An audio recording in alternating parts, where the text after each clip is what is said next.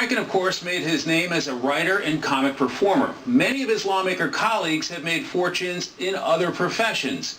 Tonight, correspondent Ellison Barber looks at where some of the money is in the halls of Congress.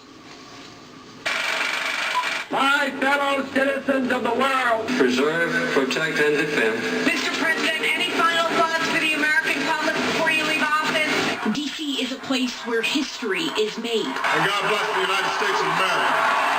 And revered. General Washington's mortal remains in the marble sarcophagus to the right. There's power.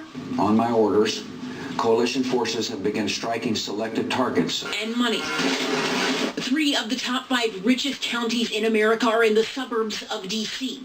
But what's it like for these guys? House be in order. There are 535 members of Congress, 435 in the House, 100 in the Senate. Rank and file members make $174,000 a year, but most have or had other jobs. I lost 2 legs and a finger disposing bombs. I became a doctor to help people. I have done well in business. First as the district attorney of San Francisco. I was starting to invent things. According to data from 2015 filings recently analyzed and released by the Center for Responsive Politics, Congressman Darrell Issa is the richest member of Congress with an estimated net worth of $330 million. The California Republican founded a company called Directed Electronics in the 80s, and it became one of the biggest manufacturers of anti-theft car devices. Protected by Viper, stand back. After Issa comes Democrat Representative Jared Polis with an estimated net worth of $313 million. Then it's Senator Mark Warner with $238 million. The Virginia Democrat invested early in cell phones. You turn off your cell phones when a speaker is speaking. Forget about that with me. You can turn them back on. You hear an annoying sound, I hear cha-ching, cha-ching. When it comes to the richest members of Congress, 7 out of the top 10 are Democrats. When it comes to the poorest, 5 are Democrats, 5 are Republicans. Republican David Valadao of California is reportedly the poorest, $24 million in debt. Valadao is a dairy farmer and has a number of loans for land and farming equipment. He once told the LA Times the financial disclosure reports, which members of Congress are required to fill out, don't always give an accurate representation of a member's wealth. The Center for Responsive Politics regularly releases this analysis because they say it matters. People should know if their elected officials have ties to industries receiving, say, government contracts. Mike? Bear in mind, he's saying this in the capacity of his office. You wouldn't have his name on this network, you know. Guess you know C-SPAN. There's Senator Mark Warren being all cavalier. It's real easy to do that once you've already made it. Actually, one should be even more humble and set an example. Not be talking all flip like that. I think some of you would agree with me. Some of you might not. Just looking out for the people.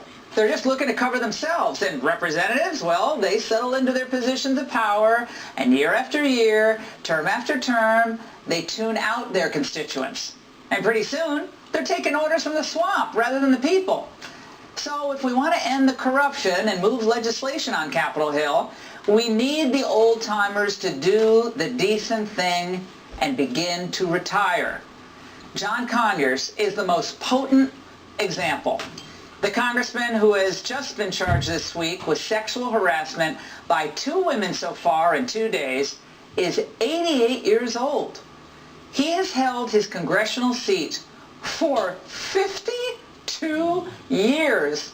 So LBJ was president, and the film Mary Poppins was released the year he was elected. Now, it's just time for John to go fly a kite, too. And he's not alone. Remember that song? Congressman Louise Slaughter, Democrat from New York, is also 88. She's been in Congress for 33 years. Republican Congressman Sam Johnson, 87 years old, and he's been kicking around Congress for 26 years. Sander Levin of Michigan is 86 years young, and he served as a congressman for 34 of those years. In the Senate, things aren't that much better.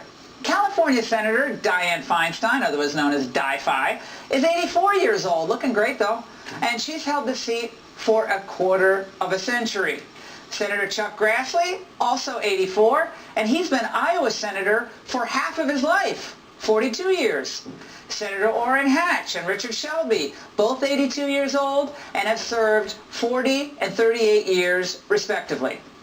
Just those 8 senators and congressmen have been padding around Congress on the taxpayers' dime for a combined 290 years. This is a total joke.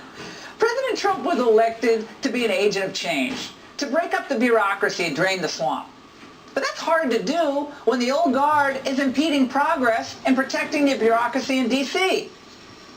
These elder statesmen need to look themselves in the mirror and ask, is a lifetime tenure what the founders really had in mind when they created this system?